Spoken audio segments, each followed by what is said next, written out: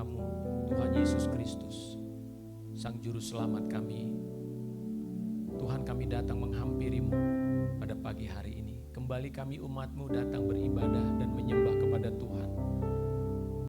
Tuhan, inilah kami, umat yang sudah Engkau tebus dengan darah-Mu. Tiba waktunya kami mau mendengar firman-Mu Tuhan, berbicaralah kepada kami. Kami menyediakan hati kami sebagai tanah yang subur untuk ditaburi oleh benih firman Tuhan. Urapi hamba-Mu, urapi kami. Biar kemuliaan Tuhan, kemuliaan Bapa ada di tengah-tengah kami saat ini. Kami percaya Tuhan, Engkau hadir. Dalam nama Tuhan Yesus Kristus kami berdoa. Sama-sama kita katakan, amin. Puji Tuhan. Shalom, selamat pagi. Puji Tuhan. Ya, selamat datang juga kepada Pak Markus, Bu Markus dan Kak Dwi ya, yang sudah melakukan perjalanan selama 2 minggu. Tentu banyak kesaksian yang kita mau dengar, tapi mungkin nanti kita akan sediakan waktu di luar jam ibadah ya. Baik, saudara-saudara, kita masih ada dalam tema tahun ini, itu beritakan Injil Kerajaan Sorga. Saudara, kita harus selalu mengingat bahwa kenapa atau alasan apa kita memberitakan Injil. Satu alasan yang harus ingat, bahwa kita sedang mempersiapkan kedatangan Tuhan Yesus Kristus. Amin. Tahukah saudara, kita ini adalah generasi yang hidup di akhir zaman.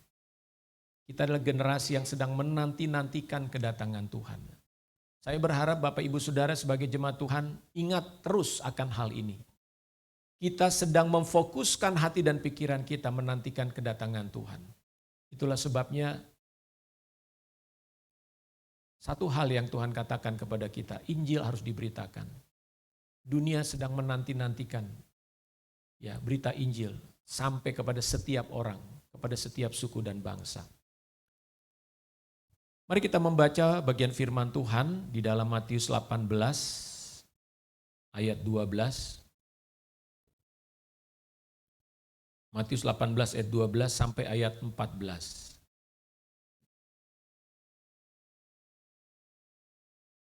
Judul dalam perikop Alkitab itu perumpamaan tentang domba yang hilang. Baik. Kita baca sama-sama ya. Saya harap saudara boleh membaca suara keras. Ayatnya tidak banyak, hanya 3 ayat ya. Kita baca sama-sama ya, 2, 3. Bagaimana pendapatmu jika seorang mempunyai 100 ekor domba dan seekor diantaranya sesat? Tidakkah ia akan meninggalkan 99 ekor di pegunungan dan pergi mencari yang sesat itu? Dan aku berkata kepadamu, sesungguhnya jika ia berhasil menemukannya, lebih besar kegembiraannya atas yang seekor itu daripada atas yang ke-99 ekor yang tidak sesat. Demikian juga Bapamu yang di sorga tidak menghendaki supaya seorang pun dari anak-anak ini hilang. Ya. Saudara, Tuhan itu digambarkan di sini sebagai gembala yang mencari domba yang tersesat. Domba bagi bangsa Israel, ya, khususnya Israel zaman Alkitab ini ditulis, itu memiliki arti yang sangat penting bagi pemiliknya. Dari beberapa aspek. Yang pertama dari segi ekonomi. Ya, dari segi ekonomi. Kenapa? Karena dari segi ekonomi, domba itu menjadi sumber makanan mereka. Ya, domba dipotong untuk dimakan. Tapi juga bukan hanya dagingnya, tapi juga susunya. Ya, sehingga dengan kata lain, domba itu menjadi binatang yang sangat penting bagi mereka, bagi satu keluarga atau bagi masyarakat. Dari segi ekonomi juga bulunya bisa diambil, ya, untuk dijadikan. Karena di sana juga musim dingin. Kalau dingin malam hari itu sangat dingin saudara di tengah-tengah padang gurun. Jadi bulu domba digunakan sebagai pakaian dan selimut. Ya, sangat berguna tentunya di daerah iklim yang sangat ekstrim. Selain itu, sebagai sumber ekonomi, domba juga untuk simbol daripada kekayaan dan perdagangan. Ya, domba itu aset. Makanya Abraham itu dikatakan sangat kaya karena dia punya banyak domba. Jadi kekayaan orang-orang pada masa itu dilihat dari berapa banyaknya domba yang dia miliki. Jadi domba itu harta bagi mereka, ya, bukan sekedar ternak yang kita pelihara 1-2 ekor, tapi itu adalah kekayaan. Kemudian kita tahu juga domba itu menjadi bermanfaat di dalam keagamaan, ya. Kita tahu orang Israel diperintahkan oleh Tuhan untuk memberikan domba sebagai korban untuk penyembahan kepada Tuhan, tapi juga sekaligus sebagai pengampunan dosa. Jadi domba itu bukan hanya untuk makanan atau untuk ekonomi, tapi juga mempunyai nilai rohani, saudara. Karena kalau mereka mau beribadah kepada Tuhan, salah satu yang harus mereka persembahkan adalah domba. Jadi domba itu betul-betul menjadi binatang yang sangat istimewa bagi orang-orang Israel. Nah, domba juga digambarkan sebagai simbol ketulusan dan pengampunan. Saudara tahu domba itu adalah binatang yang nggak punya alat membela diri, ya. Dia nggak punya tanduk, ya. Beda dengan domba-domba Cirebon, ya, yang punya tanduk, ya. Tetapi domba-domba yang dipelihara itu adalah domba-domba yang biasanya tidak punya tanduk, sehingga mereka adalah domba yang dianggap sebagai binatang yang lemah, sangat bergantung kepada gembala yang menggembalakannya. Nah, Tuhan sendiri juga sering disimbolkan sebagai domba. Nah, lalu yang terakhir, ya, dalam kehidupan sehari-hari, pekerjaan kebanyakan orang di Israel pada masa itu adalah sebagai gembala. Ya, di mana gembala adalah profesi mereka, pekerjaan umum. Sehingga banyak tokoh di dalam Alkitab itu mereka sebelumnya adalah gembala domba, saudara. Dan domba itu dianggap punya hubungan pribadi dengan gembala. Domba binatang yang sangat dekat dengan pemiliknya. Mungkin kalau di sekarang orang pelihara anjing begitu, ya, karena angga atau kucing punya hubungan kedekatan. Jadi beda dengan zaman dulu, domba adalah binatang yang punya kedekatan, saudara, dengan gembalanya. Sehingga kalau kita melihat betapa pentingnya dan berharganya domba-domba ini, maka domba itu bukan hanya sekedar binatang yang sifatnya hanya dipelihara untuk kepentingan tertentu saja, tapi merupakan banyak aspek kehidupan yang menjadi alasan mengapa orang Israel memelihara domba. Nah, kalau kita melihat, makanya kita melihat kepada perumpamaan tadi, di mana dikatakan ketika ada 1 ekor domba yang hilang, ya, maka pemilik dombanya mencari, saudara. Bayangkan, 1 yang hilang itu dicari. 99 ditinggalkan. Kenapa ditinggalkan? Karena dia anggap aman. Ya, 99 ini udah aman. Nggak perlu terlalu menjadi perhatian. Sementara yang hilang itu betul-betul dicari, saudara. Nah, apa yang kita bisa lihat di sini? Pertama, perumpamaan Tuhan Yesus menjelaskan kepada kita, Bapak Ibu Saudara, bahwa Tuhan itu adalah pemilik dan sekaligus gembala yang mengasihi domba-dombanya. Kita ini seringkali disebut sebagai dombanya Tuhan. Amin. Ya. Nah, makanya tadi betapa pentingnya domba bagi gembala atau bagi kehidupan masyarakat Israel, itulah sebabnya kita digambarkan sebagai domba. Artinya Tuhan memiliki kehidupan umatnya, Tuhan memiliki kehidupan umat manusia sebagai ciptaannya. Kita ini adalah ciptaan Tuhan, saudara. Siapapun kita adalah ciptaan Tuhan. Ya. Bahkan kita dikatakan sebagai ciptaan yang sangat istimewa dibandingkan ciptaan-ciptaan yang lain. Sebab dikatakan kita diciptakan segambar dan serupa dengan Dia. Nah, sebagai pemilik dan juga gembala, Tuhan bertanggung jawab untuk memelihara dan menjaga setiap manusia di muka bumi ini. Saudara tahu harga 1 manusia di muka bumi ini itu tidak bisa dibandingkan dengan apapun, saudara. Kadang kita berpikir betapa banyaknya manusia mati dengan sia-sia. Tapi di mata Tuhan, kematian satu orang itu sangat berharga. Sangat menyedihkan hati Tuhan. Ya. Coba bayangkan kalau ada satu anggota keluarga kita meninggal, betapa sedihnya kita, bukan? Ya. Apapun alasan atau penyebab meninggalnya, kita akan merasa kehilangan. Kita akan merasa sedih. Nah, bayangkan Tuhan sebagai pemilik nyawa manusia, Tuhan sebagai pemilik jiwa manusia, betapa Dia sangat mengasihi satu orang sekalipun,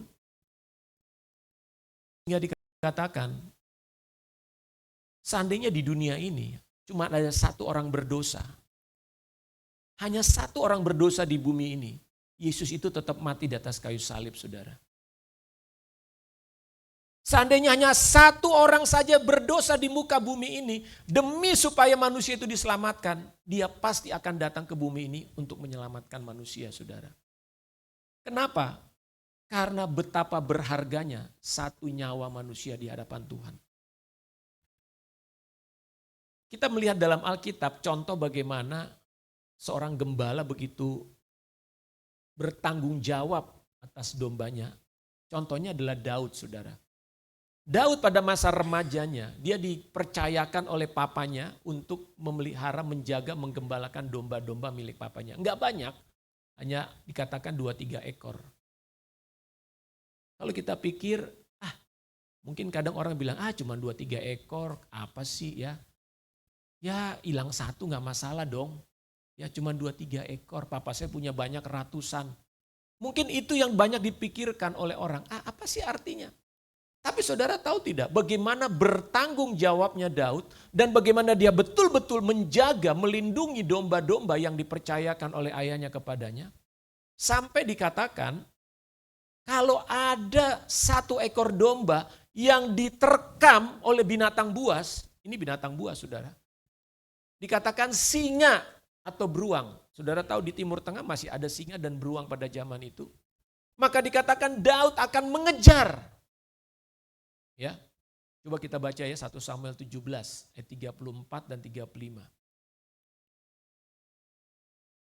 Kita akan melihat di sini betapa berharganya seekor domba sehingga seorang gembala atau pemilik domba itu akan betul-betul memperjuangkan hidup daripada dombanya. Mari kita lihat ayat 34 dan 35. 1 Samuel 17. Tetapi Daud berkata kepada Saul, ya, waktu itu ini kisahnya latar belakangnya adalah ketika itu Saul sedang mencemooh Goliat sedang mencemooh tentara Israel. Lalu Daud dengan keberanian yang dari Tuhan, kok gak ada yang berani sih ngelawan si Goliat? Lalu dia menawarkan dirinya untuk melawan si Goliat. Kemudian Daud dihadapkan dengan Raja Saul. Raja Saul bilang, kamu bisa apa? Kamu kan masih kecil. Goliat itu tentara profesional dari muda, dia tuh udah perang. Kamu ini siapa? Kata Saul. Kamu bisa apa? Kamu mampu melawan Goliat yang begitu hebat? Nah di sini jawabannya Daud. Tetapi Daud berkata kepada Saul, hambamu ini biasa menggembalakan kambing domba ayahnya. Apabila datang singa atau beruang yang menerkam seekor domba dari kawanannya, maka aku akan mengejarnya. Bayangkan ada singa dan beruang menerkam domba, sama Daud diapain? Dikejar, bukan dia kabur, saudara. Waduh ngeri, singa, kabur, selamatkan diri. Tidak. Justru Daud ingin menyelamatkan dombanya, bukan menyelamatkan dirinya. Daud tidak bersikap seorang pengecut atau penakut atau tidak bertanggung jawab. Ketika dia dipercayakan domba oleh bapaknya dan domba itu dimakan, Daud kejar. Dan dikatakan di sini, maka aku mengejarnya, menghajarnya. Waduh, ini keberanian yang luar biasa ya. Keberanian muncul dari hati yang berani karena apa? Karena dia bertanggung jawab, karena dia mengasihi dombanya, dia tidak mau satu ekor pun dombanya itu binasa, saudara. Ini keberanian yang muncul didasari dari hati, saudara. Kalau orang mikirnya hanya sekedar untung rugi, tinggalin aja. Tinggalin aja, ngapain? Masih ada kok yang lain, udah mendingan yang dua ini kita selamatin daripada yang satu. Itu udah biarinlah, relainlah itu sama binatang. Tapi Daud tidak seperti itu. Bagi dia satu ekor domba itu sangat berharga. Kemudian apabila ia berdiri menyerang aku, singanya mungkin dilepaskan dulu dombanya atau beruangnya, maka aku menangkap janggutnya lalu menghajarnya dan membunuhnya. Bagi Daud, mungkin kisahnya kayaknya lebay banget gitu ya. Tetapi saya percaya Daud adalah seorang memang pemberani. Ya. Makanya waktu dia berhadapan dengan Goliat, dia nggak ada rasa takut. Mental Daud itu seorang pejuang, saudara. Daud ngomong ini masih remaja. Waktu Daud menghadapi Goliat itu masih remaja. Inilah keberanian yang kudus yang berasal dari Tuhan. Sikap seorang yang betul-betul berjuang karena dia tahu dia bersama dengan Tuhan, saudara. Nah, Daud itu gambaran seorang gembala. Makanya jangan heran akhirnya Daud pun dipilih oleh Tuhan untuk menggembalakan domba-domba Israel, dikatakan. Nah, kalau Daud seorang manusia yang begitu gigih dan begitu berani untuk menyelamatkan satu ekor domba saja, satu ekor loh. Apalagi Tuhan, saudara. Apalagi Tuhan. Tidak pernah menghendaki satu orang manusia pun binasa. Tuhan tidak pernah menghendaki ada satu orang pun yang masuk ke dalam hukuman kekal, saudara. Karena satu orang manusia itu adalah ciptaannya yang digambarkan, diciptakan segambar dan serupa dengan dia, saudara. Yohanes 3:16 ayat yang terkenal mengatakan bahwa Tuhan tidak menghendaki seorang pun binasa, melainkan beroleh hidup yang kekal. Yesus datang ke dalam dunia ini dengan tujuan supaya semua orang diselamatkan. Sedapat mungkin semua orang diselamatkan. Penghukuman pasti akan datang. Tapi saudara tahu enggak? Sebelum tiba hari penghukuman itu, Tuhan beri waktu. Tuhan beri waktu. Sama seperti waktu zaman Nuh. Ya.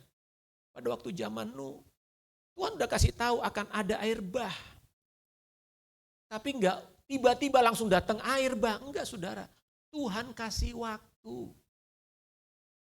Makanya sekarang ini kita disebut sebagai masa anugerah. Hari ini adalah masa anugerah. Pintu anugerah masih terbuka. Supaya sebanyak mungkin orang diselamatkan. Sebanyak mungkin orang boleh masuk ke dalam keselamatan yang Tuhan sediakan itu. Tuhan tidak pernah mengendaki satu orang pun binasa. Siapapun orang itu, saudara. Apapun sukunya, apapun agamanya.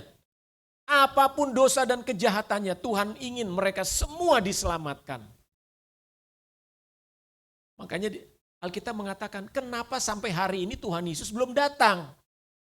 Kita mungkin ingin segera Yesus datang, tapi Tuhan Yesus belum. Kenapa? Dia masih memberi kesempatan sebanyak mungkin manusia untuk bertobat dan percaya kepadanya.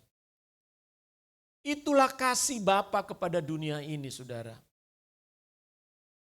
Kalau kita hari ini masih hidup, karena Tuhan ingin kita menjadi mitranya Tuhan. Untuk menyatakan kasihnya kepada dunia ini, saudara. Mungkin saudara pernah mendengar ya, cerita atau kisah bagaimana ada seorang ibu yang menyelamatkan anaknya dari peristiwa kebakaran. Ya, ada banyak cerita itu, saya lihat di internet. Salah satu itu adalah kisah tahun 2017 di Amerika ya. Ada seorang ibu namanya Angel Fiorini. Rumahnya terbakar tengah malam. Waktu dia terbangun, dia lihat, waduh rumahnya udah penuh asap dan kebakaran. Lalu dia tiba-tiba teringat, anaknya ada 2 orang di kamar yang lain.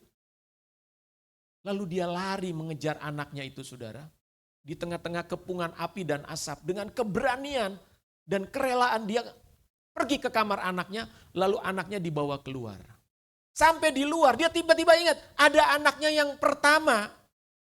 Rupanya masih ada di sana juga, di kamar yang berbeda. Lalu dia masuk lagi, dan ketika dia mau keluar, saudara, karena udara uap panasnya luar biasa, untuk buka pintu saja dia sampai melepuh tangannya. Dengan penuh perjuangan dia akhirnya bisa membawa anaknya dan menyelamatkan anaknya. Tapi akibatnya apa, saudara? Dia mengalami luka bakar dan paru-parunya dia mengalami penyakit yang namanya di sini disebut pneumonia dan pulmonary embolism. Pembekuan darah akibat banyaknya asap yang masuk ke dalam paru-parunya. Saudara, sementara orang lain mungkin hanya menonton. Ya.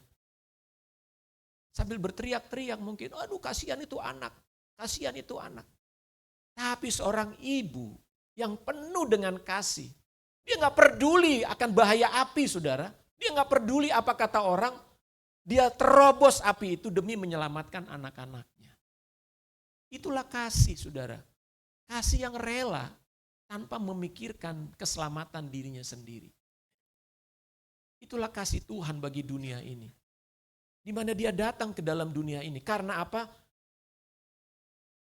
Karena kita ini anak-anaknya, kita ini manusia ini adalah ciptaannya, saudara. Iblis tidak punya hak atas hidup manusia. Karena bukan iblis yang menciptakan manusia. Iblis justru datang untuk merebut manusia dan membinasakan manusia. Sementara Tuhan datang untuk menyelamatkan manusia, sekalipun dia harus mati di atas kayu salib. Mari kita melihat ini, betapa Tuhan mengasihi dunia ini dan seluruh manusia yang ada di dalamnya. Yang kedua, dari kisah domba yang hilang itu, tadi saya katakan Tuhan tidak menghendaki satupun manusia itu hilang dan tersesat. Saudara, kalau kita melihat keadaan dunia saat ini, banyak manusia yang semakin terhilang dan tersesat. Kalau dibilang terhilang dan tersesat apa sih? Kalau tersesat atau terhilang berarti dia tidak ada pada tujuan yang seharusnya. Jadi kalau orang dibilang tersesat berarti saudara menuju ke satu arah, tapi saudara muter-muter di satu tempat, ini di mana saya ya? Nah itu namanya tersesat, saudara. Jadi orang yang menyimpang dari tujuan yang semula, itulah namanya orang yang tersesat. Pada zaman Nuh banyak orang melakukan kejahatan dan tersesat hidupnya. Penyimpangan-penyimpangan dalam perilaku, etik dan moral. Tuhan itu sudah memberikan semacam ketetapan bagi kita ya. Itu adalah pedoman bagi hidup kita. Bagaimana cara kita hidup. Hubungan kita dengan Tuhan. Penyembahan kita kepada Tuhan. Hubungan kita dengan sesama. Tapi hari ini kita melihat begitu banyak penyimpangan di dalam kehidupan dunia ini, saudara. Contohnya apa? Banyak. Pernikahan sejenis. Kita tahu sekarang namanya LGBT. Ya. Di Thailand baru-baru ini sudah diresmikan ya. Saya baca apa tuh. Jadi pernikahan sejenis sudah diresmikan di Thailand. Dulu kita taunya di negara-negara barat ya. Karena di sana terlalu banyak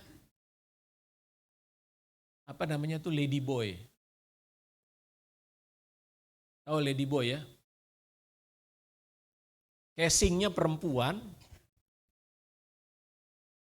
tapi hardware-nya laki-laki gitu loh.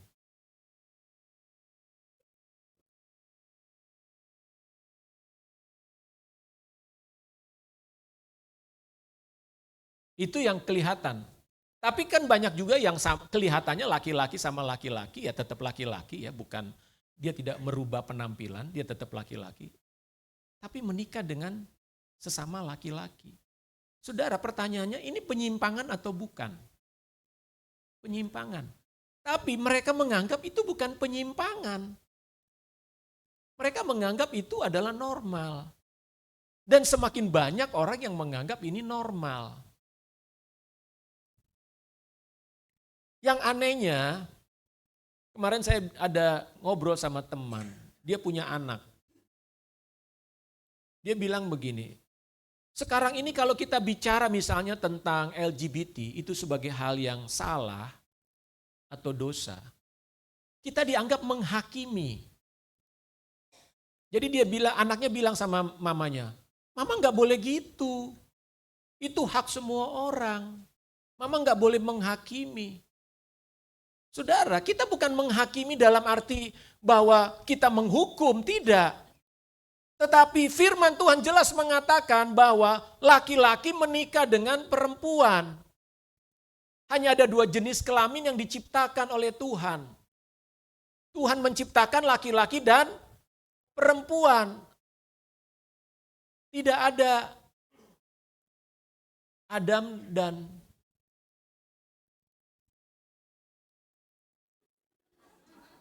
Asep.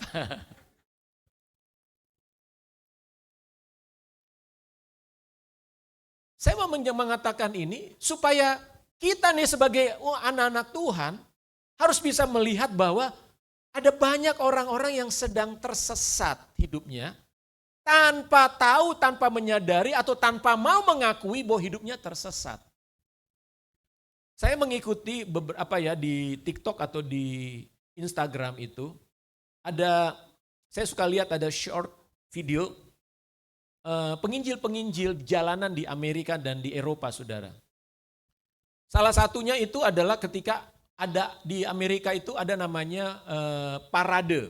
Jadi festival parade itu adalah festival di mana kaum LGBT akan melakukan pawai, saudara. Di sana tuh terang-terangan ya, mereka pawai, itu banyak. Di Jerman juga ya, waktu itu kami ke sana juga ngelihat. Mereka parade. Jadi ada hari di mana mereka berparade menunjukkan identitas. Kami ini adalah kaum gay, kaum homoseksual, lesbian begitu. Tujuannya apa? Satu, untuk meminta supaya mereka diakui bahwa mereka itu adalah orang yang berhak untuk menerima gitu ya. Apa maksudnya menerima perlakuan yang harusnya diakui aja, jangan kalian tolak kami, kira-kira seperti itu. Nah, di dalam itu biasanya ada beberapa penginjil jalanan, kemudian para penginjil ini akan mengatakan bertobatlah, bertobatlah. Ya, Tuhan itu mengasihi orang berdosa, tapi Tuhan membenci orang berdosa, membenci dosa. Nah, di dalam video itu ini penginjil ngomong aja terus ya, paradenya lewat gitu ya. Lalu ada tuh yang peserta parade tuh bilang, Tuhan itu kasih. Kenapa kamu ngomong seperti itu? Ya, kamu menghakimi.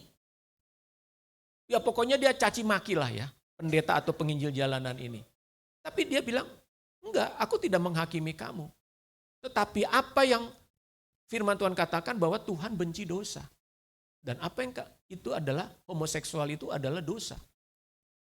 Nah, saudara-saudara, kita sedang hidup pada zaman di mana apa yang terjadi pada zaman dulu itu terjadi lagi.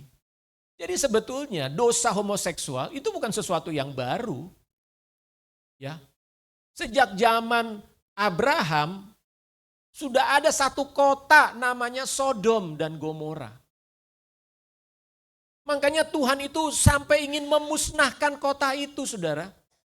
Karena kejahatan yang ada di dalam kota itu. Dosa mereka bukan hanya soal homoseksual, kejahatan yang lain juga banyak. Nah, penyimpangan-penyimpangan banyak hari-hari ini. Dan penyimpangan-penyimpangan di dalam kehidupan moral kita semakin diekspos dengan media sosial. Pelacuran, seks bebas, ya. Orang sekarang bikin video, konten-konten video itu seolah-olah bicara tentang seks itu sesuatu yang bisa diumbar, bisa dipertontonkan dengan segala macam bentuk. Pornografi. Saudara, Indonesia itu menurut survei salah satu negara pelihat pornografi yang terbesar di dunia, saudara. Mengerikan sebetulnya. Indonesia itu salah satu negara yang dianggap paling banyak melihat konten pornografi, saudara. Belum bicara narkoba dan sebagainya, pembegalan, pembunuhan, perselingkuhan, perceraian, tingkat perceraian di negara kita cukup tinggi, bahkan termasuk orang-orang Kristen. Dulu, ya saya katakan dulu mungkin 20-30 tahun yang lalu ya, orang-orang di luar Kristen selalu mengatakan, oh orang Kristen tuh hebat, gak ada perceraian. Tapi sekarang, saudara pergi aja ke pengadilan negeri. Berapa banyak perceraian yang sedang didaftarkan di sana. Dan banyak pasangan-pasangan Kristen yang mengajukan perceraian, saudara. Lalu apa lagi? Perkataan kotor, caci maki. Sekarang dengan mudah orang bisa mencaci maki, komen-komen ya, bikin video. Dan anehnya yang dicaci maki itu bisa orang-orang kita sebut pemimpin-pemimpin, saudara. Termasuk pemimpin rohani, pemimpin seperti presiden. Kita menganggap negara demokrasi, tapi negara demokrasi kita udah kebablasan. Kita tidak lagi menghargai privasi orang. Kita tidak lagi menghargai sesama kita. Demi atas nama demokrasi, kebebasan. Seolah-olah kita bebas ngapain aja begitu ya. Tapi saya mau katakan ini pekerjaan iblis di balik itu semua dengan tujuan apa? Menghancurkan hidup manusia. Namun saya mau katakan begini. Bahwa semua kejahatan-kejahatan itu sudah pernah juga ditulis oleh Alkitab, saudara. Coba kita baca dalam Roma 1 ya, supaya saudara tahu Alkitab itu sudah menjelaskan kepada kita. Roma pasal 1 ayat 30 dan 32. Saudara nanti bisa baca di rumah dari ayat sebelumnya. Ini perjanjian baru, bukan perjanjian lama. Ya. Di sana dikatakan, mereka adalah pengumpat, pemfitnah, pembenci Elohim, kurang ajar, congkak, sombong, pandai dalam kejahatan. Wah, dibilang pandai dalam kejahatan kan berarti orangnya ngeri banget ya. Udah canggih gitu loh ya. Makanya penipuan sekarang canggih banget kan. Kita sadar nggak penipuan itu begitu canggih. Nggak sadar apa tiba-tiba uang kita hilang, harta kita hilang, bisnis kita habis dan sebagainya. Ya, tidak taat kepada orang tua. Nah ini salah satu jenis kejahatan. Saudara jangan dikira tidak taat pada orang tua itu hal yang sepele ya. Saya mau katakan perintah Tuhan jelas, hormati orang tuamu. Tetapi zaman sekarang banyak anak-anak menganggap menghormati orang tua itu bukan hal yang penting. Ini kejahatan di mata Tuhan, saudara. Bayangkan, tidak taat kepada orang tua itu disamakan dengan apa? Pemfitnah, pembenci Tuhan, sombong. Pandai dalam kejahatan. Ini daftarnya masuk loh. Saya mau ingatkan kita sebagai anak-anak Tuhan di sini, remaja-remaja, anak muda. Jangan saudara menganggap bahwa menghormati orang tua itu enggak penting. Itu bagian daripada firman Tuhan yang harus kita perhatikan. Ya. Tidak berakal. Bolot nih nggak pakai otak mungkin ya. Tapi bukan nggak pakai otak sebetulnya. Tidak berakal di sini dalam arti orang yang tidak mempunyai lagi hati nurani di dalam kehidupannya. Tidak setia, tidak penyayang, tidak mengenal belas kasihan. Sebab walaupun mereka mengetahui tuntutan-tuntutan hukum Elohim, yaitu bahwa setiap orang yang melakukan hal-hal demikian patut dihukum mati, mereka bukan saja melakukannya sendiri, tetapi mereka juga setuju dengan mereka yang melakukannya. Lihat, mereka tahu nih orang yang melakukan itu akan dapat hukuman. Oke, aku nggak lakukan. Tapi kalau ada yang melakukan, aku setuju. Gak apa-apa, memang betul nih banyak orang tua nih. Jangan nurut lagi lah sama orang tua. Perkataan orang tua dicuekin aja. Saudara, manusia makin tersesat, mereka menyimpang dari apa yang Tuhan inginkan dan katakan di dalam kehidupan kita yang sebenarnya. Tapi pertanyaannya gini, kalau melihat penyimpangan-penyimpangan ini, apakah Tuhan benci? Benci kepada manusia? Tidak, saudara. Dia tetap mengasihi manusia. Tuhan benci dengan apa yang dilakukan oleh manusia, tapi Tuhan mengasihi manusia. Makanya Yesus datang ke dalam dunia ini, saudara. Saya katakan tadi, kejahatan ini bukan sesuatu yang baru. Ini sudah ditulis 2000 tahun yang lalu. Ini bukan sesuatu yang baru bagi dunia. Hanya versinya aja yang beda. 2000 tahun yang lalu Tuhan sudah katakan ini. Tapi 2000 tahun yang lalu juga Yesus datang ke dalam dunia ini untuk mati bagi manusia. Supaya manusia berdosa ini bisa diselamatkan. Agar manusia yang tersesat ini bisa kembali kepada Sang Penciptanya. Kepada tujuan Sang Pencipta.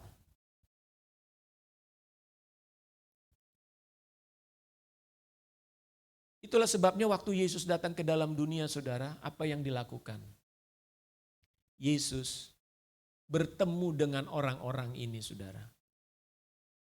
Yesus tidak menghindari orang-orang ini. Yesus tidak menjauhi orang-orang yang seperti ini. Makanya Yesus bergaul, bertemu dengan pelacur pun Yesus bertemu, saudara. Lihat, waktu Yesus ada di rumah seseorang, lalu ada perempuan nangis datang di bawah kaki Yesus, menyeka kaki Yesus dengan rambutnya, dengan air matanya, sambil memecahkan buli-buli tempat pualam berisi minyak narwastu. Yesus tahu nggak dia pelacur? Orang-orang tahu dia pelacur. Tapi apakah Yesus merasa jijik? Jijik. Aku kan orang kudus. Aku kan orang suci. Yesus tidak berdosa. Tapi Yesus tidak menolak. Waktu Yesus bertemu dengan Sakeus dan Matius. Ini dua orang yang dianggap orang yang jahat dan kejam. Karena mereka sebagai pemungut cukai, mereka memeras. Memeras orang, saudara. Apakah Yesus menghindari mereka? Tidak, justru Yesus datangi Matius. Matius lagi ada di rumah cukai di kantornya. Matius lagi duduk. Yesus bilang, Matius kamu ikut aku.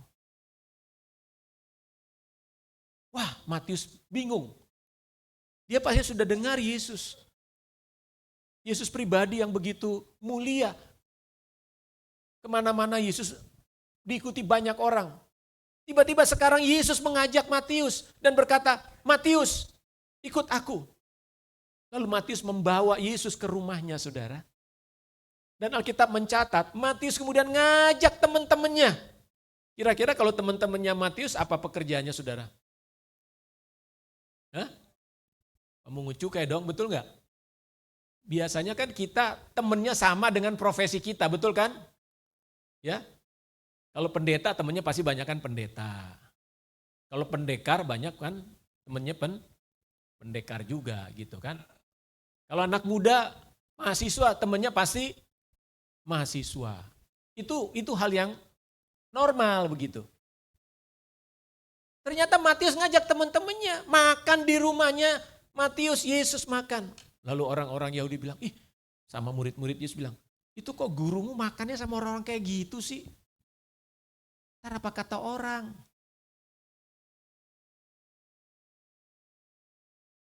Saudara kebayang gak sih kalau misalnya di dekat rumah saudara ada bandar narkoba gitu ya. Saudara tahu itu bandar narkoba. Terus saudara main ke rumahnya dia. Kira-kira akan ada gak omongan miring? Ngapain main ke situ, bandar narkoba itu, kamu jangan ke situ. Atau ada satu rumah nih, perempuan, cantik, janda, Terus orang tahu dia nih. Ya desas-desus lah ya. Ini perempuan simpenan. Mohon maaf ya. Terus Pak Markus main ke sana.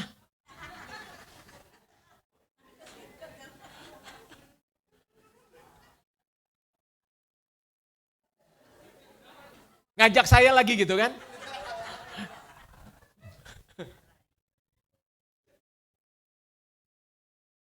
Pasti itu kan jadi omongan kan. Wah difoto, di videoin. Itu Pak Pendeta, itu 2 pendeta Light City tuh. Viral, waduh. Saudara, gambarannya kira-kira seperti itu. Yesus datang tuh ketemu orang-orang yang dianggap ini nggak bener ini orang-orang. Ada pelacur, ada tadi John bilang debt collector, bekas pencuri mungkin, perampok. Makanya Yesus itu disebut sahabat orang berdosa, saudara. Aneh ya, Yesus Tuhan yang maha kudus, maha mulia, tapi dikenal sebagai sahabat orang berdosa. Yesus tidak disebut sahabat ahli-ahli Taurat yang maha suci, yang siang malam berdoa di bait suci. Enggak. Walaupun Yesus mengajar di bait suci, tapi dalam keseharian dia justru bergaul dengan orang-orang berdosa. Kenapa saudara? Karena Tuhan ingin menyelamatkan mereka. Karena Tuhan ingin menyatakan kasih karunia-Nya, bahwa engkau dikasihi oleh Tuhan, engkau diampuni. Dan saudara tahu, orang-orang itu datang kepada Yesus untuk bertobat, saudara. Sakeus bahkan berkata kepada Yesus, "Guru, kalau aku pernah menipu orang, aku akan kembalikan 4 kali lipat. Sebagian hartaku aku akan serahkan buat orang miskin." Itulah pertobatan, saudara. Karena berjumpa dengan Yesus. Pelacur bertemu dengan Yesus, pelacurnya berubah. Amin. Pendeta ketemu pelacur, pendetanya berubah. Bahaya itu. Jangan sampai pemuda Light City ketemu pecandu narkoba, yang berubah siapa? Harusnya pecandunya berubah. Amin. Itu baru keren. Ya kan? Tuhan suruh kita bergaul dengan orang-orang dunia dalam rangka supaya Injil bisa sampai kepada mereka dan hidup mereka diubahkan. Bukan sebaliknya, kita malah berubah.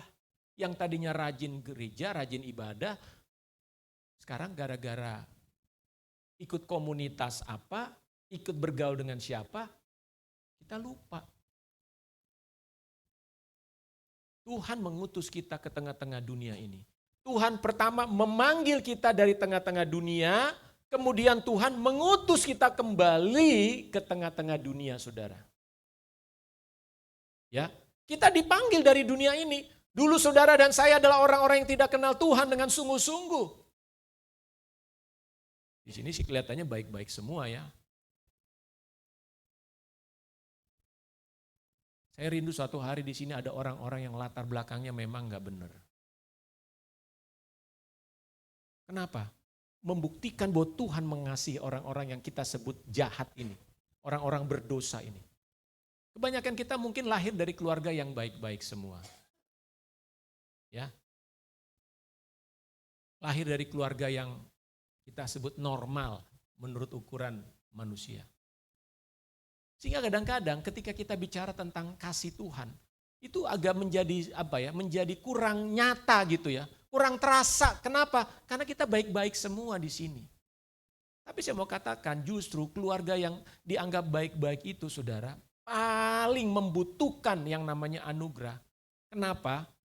Karena kita sudah tercekoki dengan seolah-olah keselamatan itu karena berbuat baik.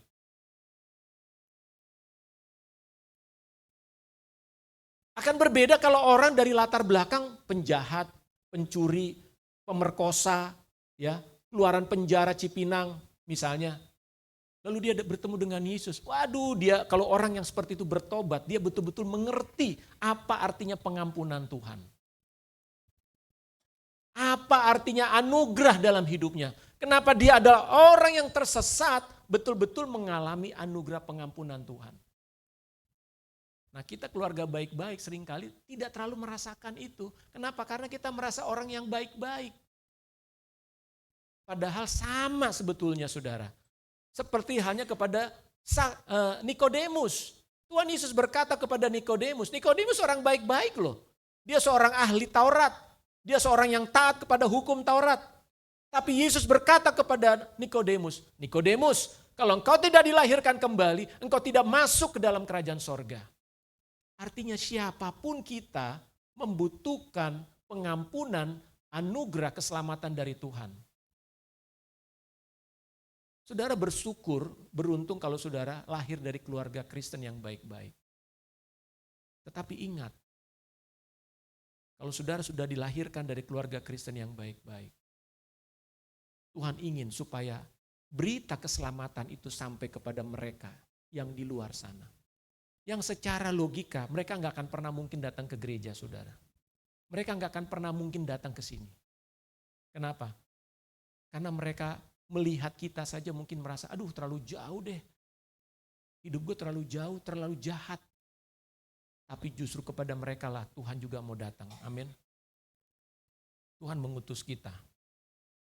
Tuhan mengutus saudara dan saya. Mulailah saudara berdoa. Ada berapa banyak orang yang terhilang yang saudara kenal? Orang yang menyimpang dari panggilan dan tujuan Tuhan dalam hidup mereka. Gak peduli agamanya apa. Mungkin dia Kristen, mungkin dia bukan Kristen. Tetapi yang pasti Tuhan mengasihi semua orang. Oleh karena itu, Tuhan berkata tadi bahwa, coba kita baca bagian terakhir di dalam ayat 13. Matius.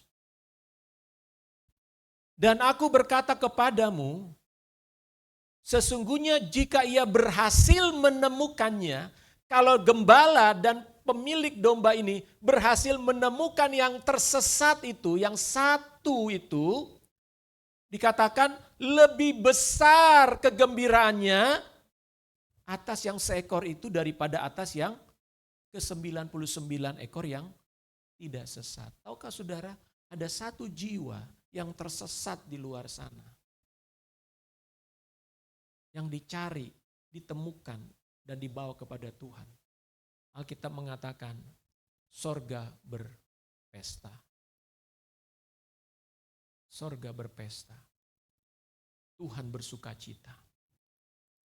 Hari ini, yuk kita mulai terus memiliki, bangun di dalam hati kita. Tuhan, biarlah aku memiliki hati seperti Tuhan Yesus. Yang melihat jiwa-jiwa yang terhilang ini. Siapapun mereka, kita perlu bawa mereka kepada Tuhan. Tuhan Yesus memberkati. Mari kita tundukkan kepala, kita mau berdoa. Namun sebelumnya, saya mengajak kita menyanyikan satu pujian. Mereka perlukan.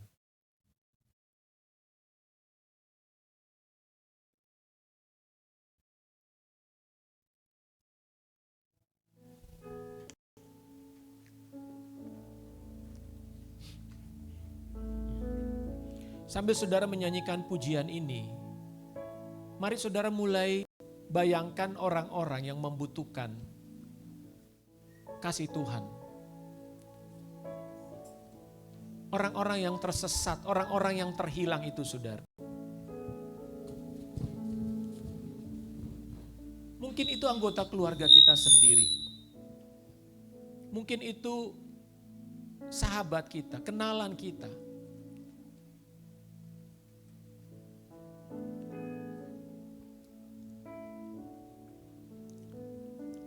Bapa, kami mau datang ke hadapan-Mu pada saat ini. Kami mau membawa orang-orang di sekitar kami ya Tuhan. Orang-orang yang terhilang dan tersesat. Engkau mengasihi setiap orang ya Tuhan. Engkau tidak pernah menghendaki satu pun manusia itu binasa. Engkau mau supaya semua orang diselamatkan. Berikan kepada kami hati-Mu ya Tuhan. Hati yang berbelas kasihan. Tiap hari ku temukan mereka yang terhilang,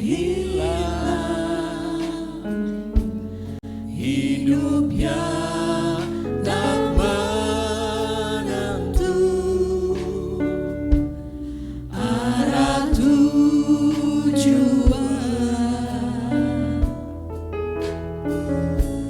dalam tawa mereka tersimpan duka, namun Tuhan mendengar tangis mereka.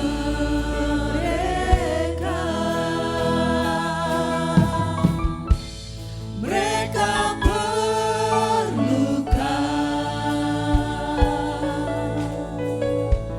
mereka berluka, kasih Yesus yang besar sebagai jawaban. Mereka berluka, mereka berluka, tidakkah kau sadari Dia kasih yang sejati. Mereka berluka.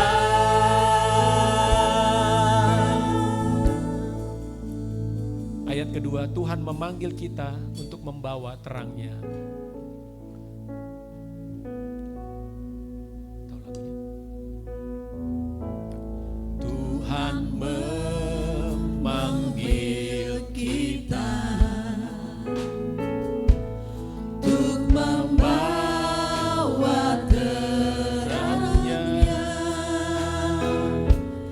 Tiada lebih berharga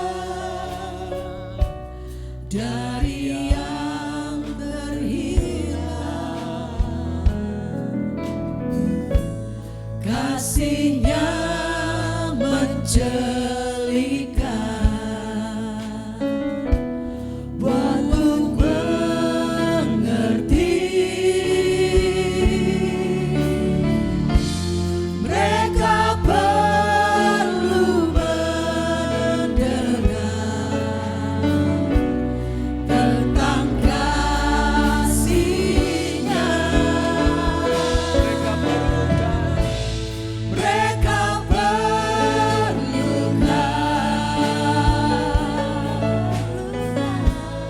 mereka berluka,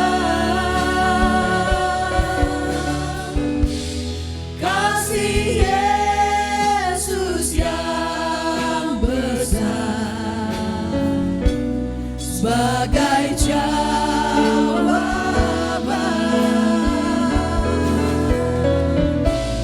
Mereka berluka, mereka berluka, tidakkah kau sadari Dia kasih yang sejati. Mereka berluka.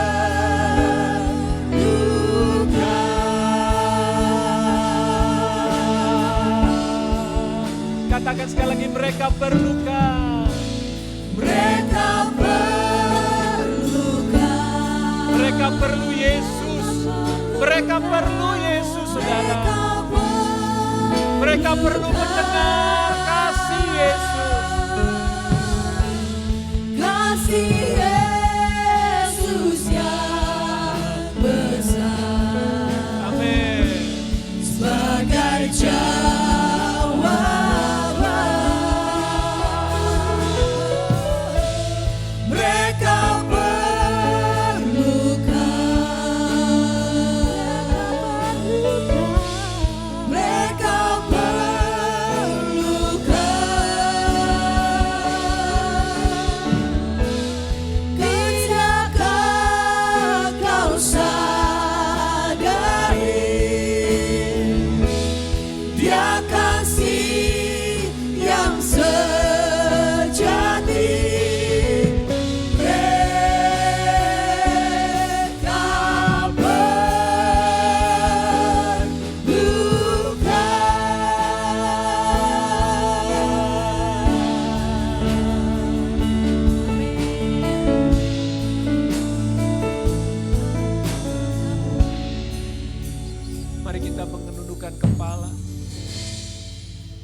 Mereka berdoa, saudara, bawa mereka ke hadapan Tuhan saat ini.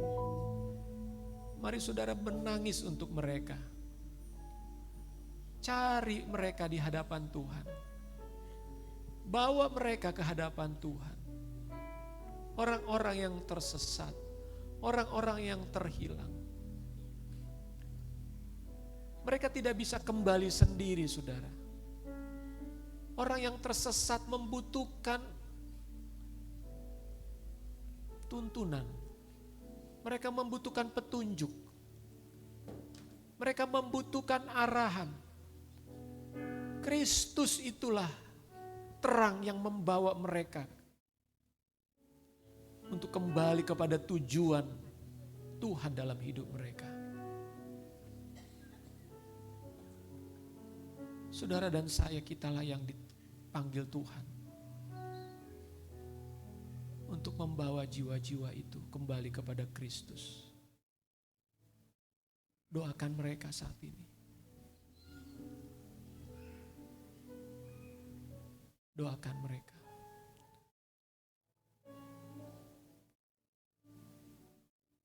Maukah saudara berdiri sebagai seorang pendoa syafaat?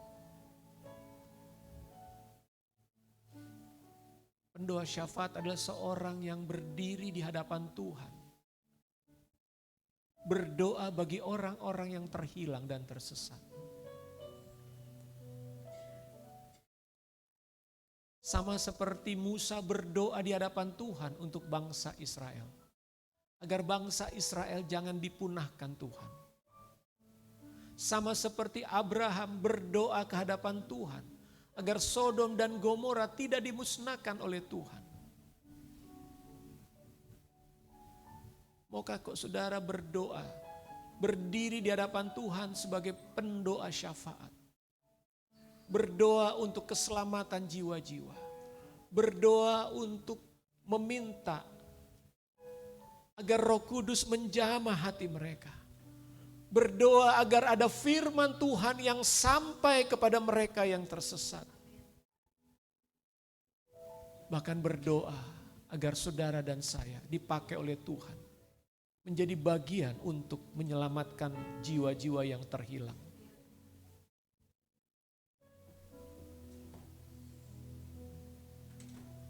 Lihatlah mereka yang terhilang ini, saudara. Mungkin mereka sepertinya tertawa, tapi hati mereka menangis. Ada berapa banyak orang di dunia ini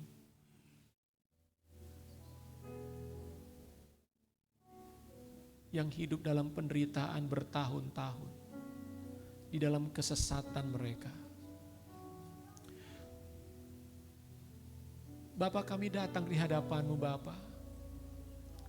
Selamatkanlah jiwa-jiwa ya Tuhan. Bapa, lawatlah jiwa-jiwa yang tersesat ini. orang-orang yang menyimpang dari firman-Mu. Orang-orang yang menyimpang dari panggilan dan tujuan Tuhan dalam hidup mereka. Kami mau berdoa untuk setiap mereka ya Tuhan. Kaum LGBT. Kami mau berdoa untuk para pelacur. Kami mau berdoa untuk para pezina. Kami mau berdoa untuk orang-orang yang begitu jahat, para pembunuh. Yang dunia benci dengan mereka, tetapi Tuhan mengasihi mereka. Kami juga mau berdoa untuk orang-orang yang mungkin selama ini mereka merasa dirinya baik-baik saja. Tetapi mereka belum percaya dan belum mengenal Kristus dalam hidup mereka. Tuhan selamatkan mereka. Tuhan selamatkan mereka. Tuhan selamatkan mereka. Kami berdoa memohon anugerah-Mu turunlah atas mereka. Biarlah hati mereka menjadi lapar dan haus akan kebenaran. Dan biarlah firman Tuhan, Injil-Mu sampai kepada mereka ya Tuhan.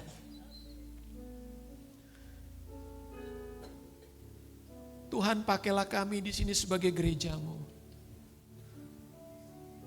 Teman-teman kami yang setiap hari kami jumpai. Teman kami di kantor, di sekolah, di kampus.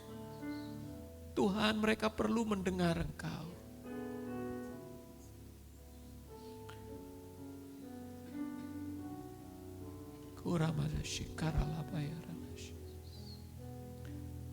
Terima kasih Tuhan. Kami tahu kasih-Mu begitu besar. Kasih-Mu terus mengalir. Roh Kudus dicurahkan. Bawalah gelombang pertobatan atas bangsa kami. Turunlah api kemuliaan-Mu atas Indonesia. Atas kota kami Jakarta. Atas Jakarta Timur. Atas tempat kami bekerja, atas sekolah dan kampus kami. Saudara, maukah saudara berdoa untuk tempat-Mu bekerja sehari-hari, kampus-Mu, sekolahmu, dan lingkungan rumah-Mu. Mari saudara berdoa. Saya mengajak saudara mulai berdoa saat ini. Doakan mereka, doakan lingkunganmu, doakan teman-temanmu. Terus doakan. Selamatkan mereka Tuhan, selamatkan mereka Tuhan, selamatkan mereka. Biarlah hati kami memiliki hati-Mu ya Tuhan, yang mengasihi orang-orang yang terhilang dan tersesat ini. Terima kasih Yesus, terima kasih, terima kasih. Terpujilah nama-Mu Tuhan Yesus. Biarlah Engkau datang segera Tuhan. Engkau segera datang ya Yesus.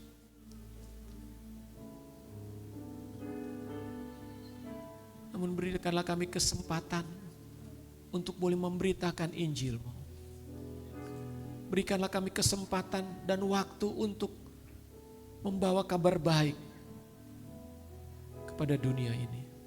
Lebih banyak lagi orang yang mendengar Injil melalui mulut kami, melalui kehidupan kami ya Tuhan. Terima kasih Bapa. Haleluya, haleluya. Saya undang yang berdoa syafaat.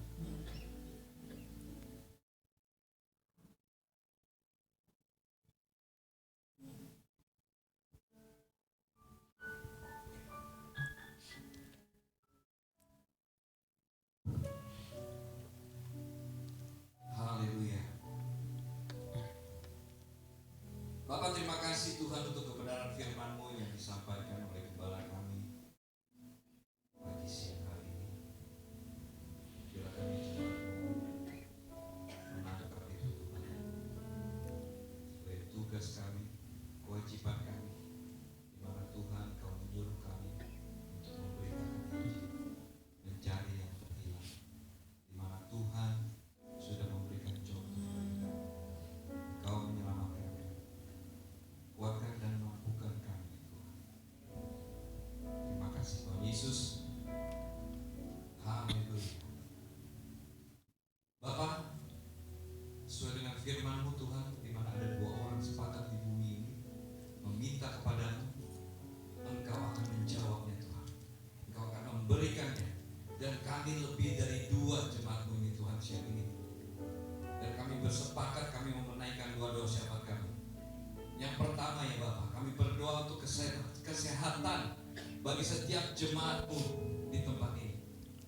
Kami percaya Tuhan bahwa ada kuasa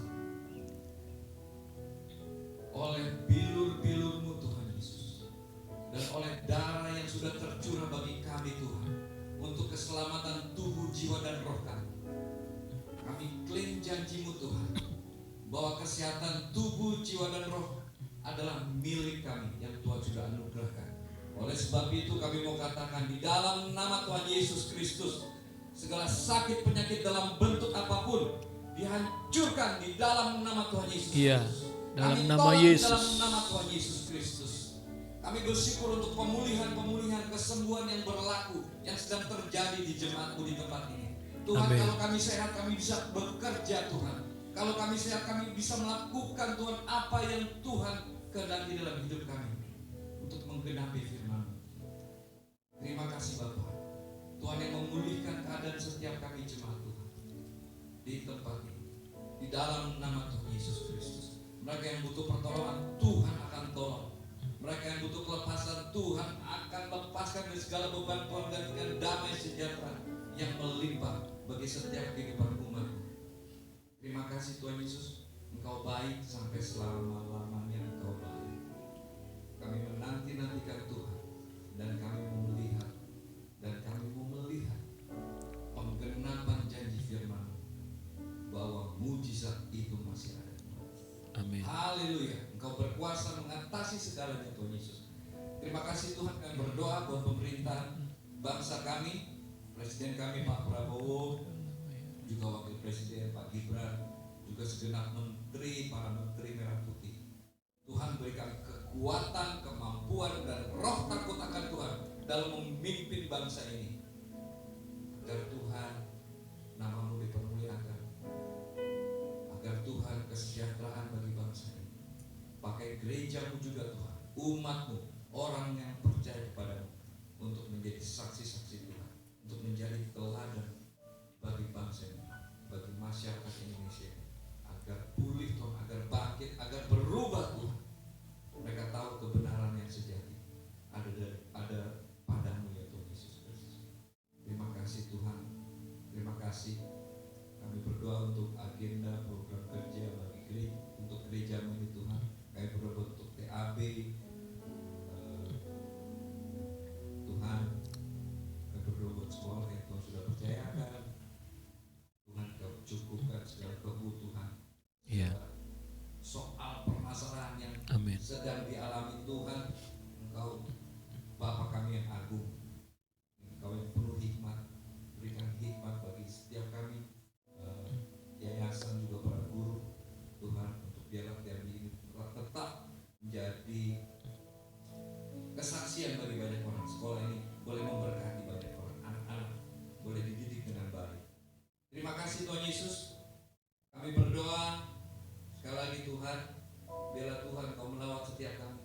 Kami mau bangkit Tuhan, biarlah menyala-nyala roh kami untuk melayani Tuhan, untuk menjangkau jiwa-jiwa. Kami bersyukur untuk Pak Markus, Bu Markus, juga saudari kami Dwi yang sudah kembali dari pelayanan misi di Asia Selatan.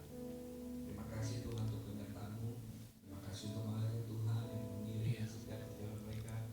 Bersyukur Tuhan, kami percaya ada sesuatu yang Tuhan sedang kerjakan bagi gereja ini Tuhan Yesus, lewat hamba-hamba-Mu. Tuhan, biarlah contoh teladan yang ada Tuhan, kami juga boleh melihat akan ada penuaian besar-besaran Tuhan. Kami menuai di tempat kami tidak menabur, karena Tuhan yang sudah menyiapkannya. Dan kami juga berdoa, Tuhan kirimkan pengerja-pengerja buat gereja ini Tuhan Yesus